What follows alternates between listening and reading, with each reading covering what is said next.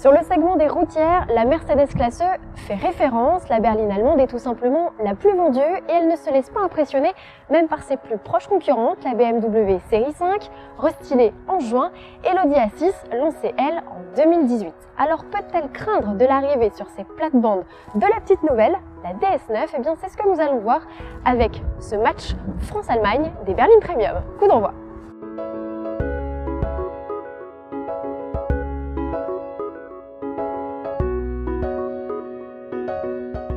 Deux philosophies s'opposent. D'un côté, le côté classique et statutaire de la Mercedes Classe E, la berline allemande vient tout juste d'être restylée. Elle hérite ici d'une nouvelle calandre en trapèze, il était inversé précédemment. Ses feux ont été effilés et on remarque ici l'apparition d'un capot bombé avec deux arêtes. Ce côté pensé, eh bien, on le retrouve aussi sur la DS9, mais il est moins marqué. Ce qui fait la différence ici, c'est la présence de ce sabre chromé, un élément visuel distinctif. Le chrome, DS adore ça. On le voit ici sous les feux avec cette fameuse calandre DS Wings qu'on a déjà vu sur le DS7 ou le DS3 Crossback. On remarque ici des feux effilés, allongés, avec un éclairage à LED matriciel. Et si vous regardez bien, vous allez voir comme des petits diamants à l'intérieur. C'est juste très joli. Fidèle à son ADN, DS joue vraiment sur les formes géométriques. C'est plus extravagant. Et puis, elle innove aussi cette berline, puisque comme vous pouvez le voir, elle a des poignées de porte qui sont affleurantes. À l'arrière, la DS9 fait de nombreuses évocations au passé et notamment à son illustre aîné, la DS, à qui elle repique les cornets au coin de la lunette arrière. Alors désormais, ce ne sont plus les clignotants que l'on trouve, mais les feux de position. Enfin, les feux, au traitement en écaille, c'est plutôt joli, sont surlignés d'un sabre chromé et ça, pour le coup, c'est une invocation directe au modèle des années 30. La Classe E, elle, ne reprend rien à personne sur cette nouvelle mouture. La nouveauté, eh bien, ce sont les feux qui sont désormais horizontaux et qui allègent le design global. La ligne de toit est moins fuyante que sur la DS9, on est moins dans l'esprit coupé 4 portes. Alors c'est peut-être moins glamour, mais ça a un avantage, ça facilite l'accès à bord. À l'intérieur, la DS9 rompt avec le classicisme. Pour rivaliser avec les Allemands, le constructeur a tout de même opté pour des matériaux nobles tels que le cuir qu'on retrouve sur la planche de bord ou bien de l'alcantara pour habiller le pavillon sur certaines versions.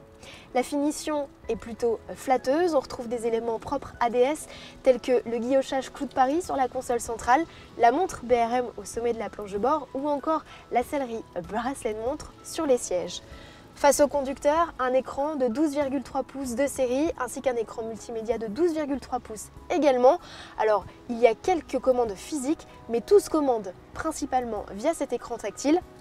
Et comme vous pouvez le voir, la climatisation reste accessible puisque le GPS ne prend pas l'intégralité de l'écran. Dans la Mercedes Classe E, on est hypnotisé par ce double écran de 10 à 12 pouces selon les finitions qui regroupe à la fois les compteurs digitaux et le système multimédia.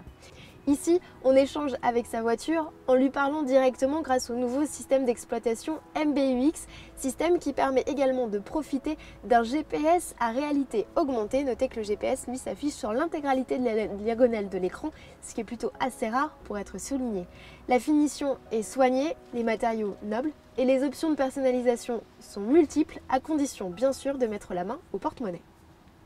À l'arrière de la DS9, on ne manque pas de place. Rappelons que la berline est basée sur la même plateforme que la 508, mais qu'elle est 18 cm plus longue.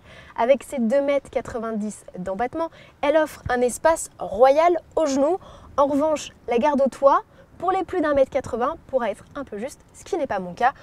On remarque également que la ligne de toit peut compliquer un peu l'accessibilité. Du côté des équipements, les contreportes sont faites d'un cuir, ce qui est plutôt agréable et confortable.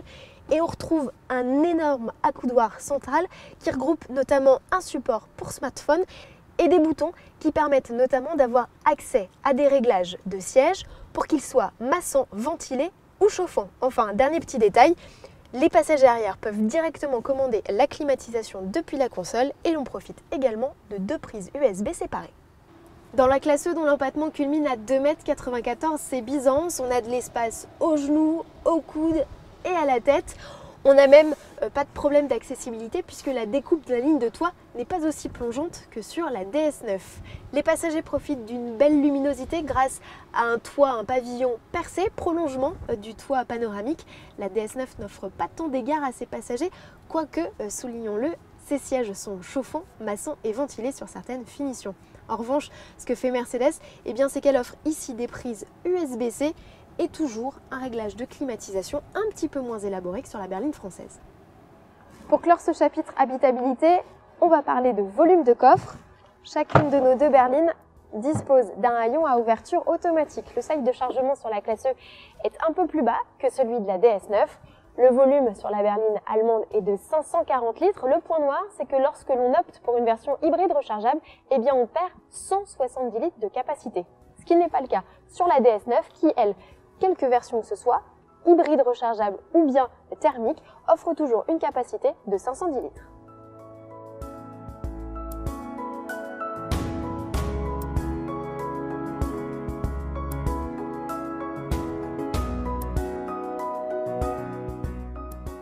À présent, c'est le match des moteurs et ici, la Mercedes classe E fait nettement mieux que la DS9 puisqu'elle propose deux diesel, deux essences de 435 ou 612 chevaux pour les versions AMG et un hybride de 306 chevaux avec 50 km d'autonomie en mode 100% électrique.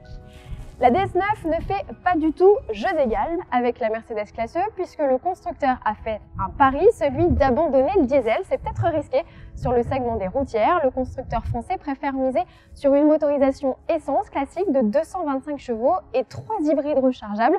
Alors au lancement, il y aura une version de 225 chevaux et 306 chevaux. Cette dernière sera proposée avec 4 roues motrices. Et puis courant 2021, c'est une version de 250 chevaux avec une autonomie un peu plus étoffée, un peu plus grande, en mode 100% électrique qui sera proposée. On devrait tourner autour des 50 km selon le cycle WLTP. Si la DS9 a perdu le match des motorisations, elle remporte celui des prix. Si on ne connaît pas encore la gamme complète de la berline française, on sait à peu près que le tarif devrait se situer autour des 50 000 €, là où une classe E est facturée 55 800 €. Alors l'avantage de cette classe E, c'est qu'elle est par contre disponible en plusieurs carrosseries, break, coupé, cabriolet, alors que la DS9 devrait se contenter de n'être qu'une simple berline. La DS9 a des atouts pour rivaliser avec le gratin des routières et notamment la Mercedes classe E avec qui elle partage ses dimensions. Alors c'est vrai, la Mercedes classe E, c'est une référence dans la catégorie où elle est établie depuis plusieurs années. Toutefois, avec son côté chic à la française, la DS9 pourrait avoir une carte à jouer sur un segment dominé par les Allemandes. Ce qu'on peut regretter, c'est que ce ne soit pas un produit 100% made in France, puisque la DS9 est assemblée en Chine. Le carnet de commandes de la berline française ouvrira d'ici la fin de l'année 2020 et les premières livraisons sont prévues au cours du premier semestre 2021. À très bientôt sur l'Argus.fr.